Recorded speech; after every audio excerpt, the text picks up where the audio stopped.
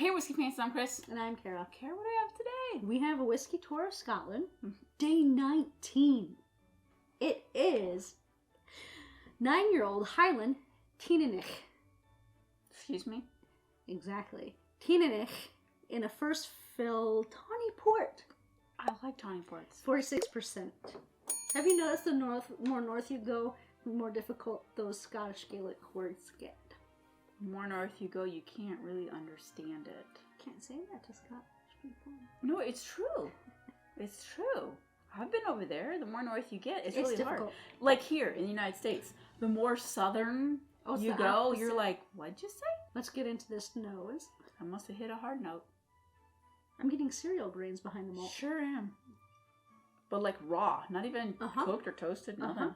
It's 9 years old, but I'm But getting like hay. I'm getting like a young bourbon cereal, like a young four grain. You know what I mean? That's interesting. Okay, tawny port, right? That's correct. Tawny port, sometimes I tend to get more of like a tobacco-y note.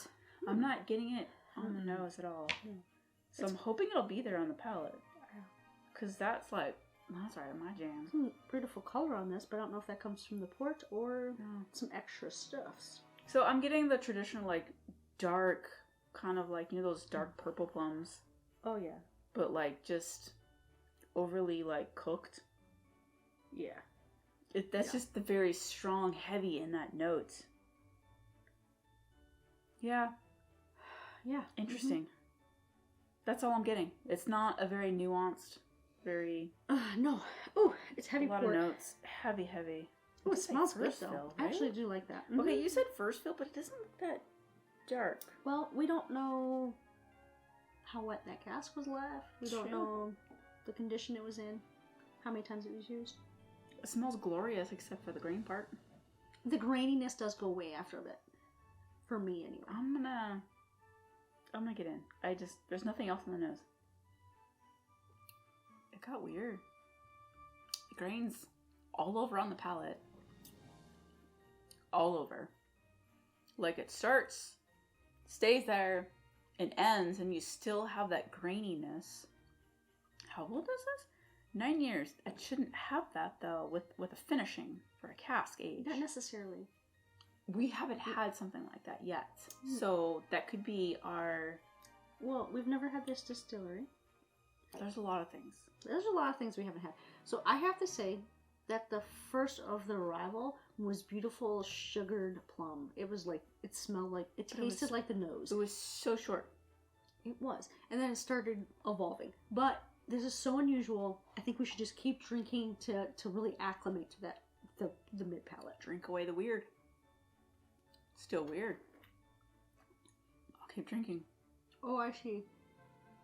Oh, I know what you're talking about. Okay, so I think this, can I try to translate? Please. So the mid-palate, so the beginning, the first arrival to the mid-palate, the transition there is a bit abrupt and is disjointed. You think you're getting one thing because of how it hits your front of your palate, and then it takes a slight turn that's a little not quite cereal. For me, it's almost a funky wood that I was getting on a different whiskey that I actually liked in that whiskey, but that funky turn was at the end of the palate.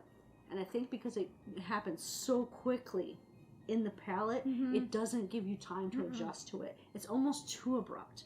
I don't often run across scotches that are disjointed.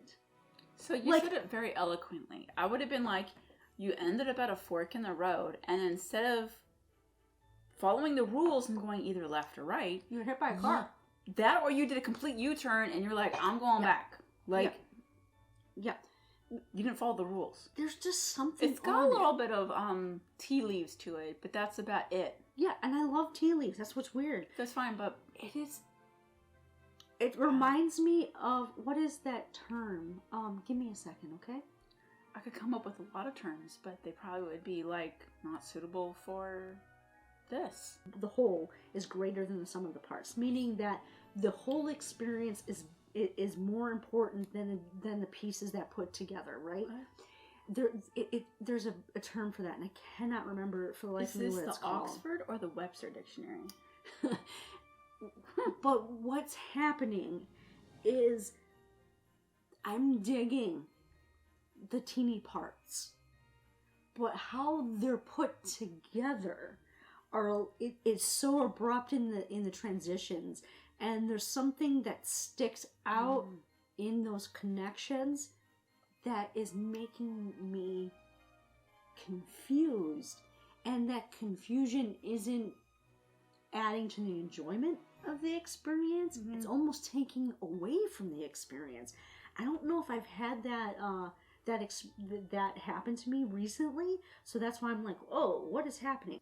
It makes me wonder. So it makes me pause. I'm like, what is going on? What we've learned from this journey by some of these distillers we haven't had when they're aged in different casks, and then when we've had them by themselves, like more either an American or ex-bourbon or European, we've enjoyed them more. So is it this tawny port cask or is it the malt? We haven't had this. We don't know if this malt is favorable finished to the port.